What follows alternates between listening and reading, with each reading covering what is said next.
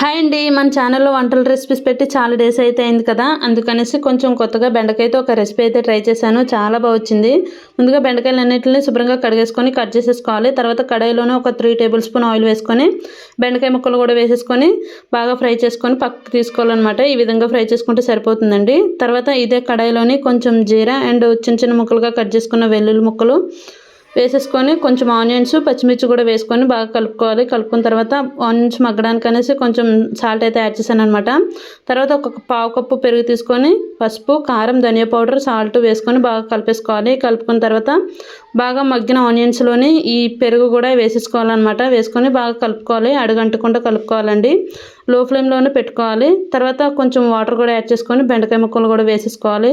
వేసుకొని మూత పెట్టి ఒక 5 మినిట్స్ ఉడికించుకుంటే సరిపోతుందండి. చూసారు, ఆయిల్ పైకి తేలేంత వరకు ఇలా ఉడికించుకోవాలి. చాలా బాగుంటుందండి. మీరు కూడా ఒకసారి ఇలా ట్రై చేయండి. Bye bye.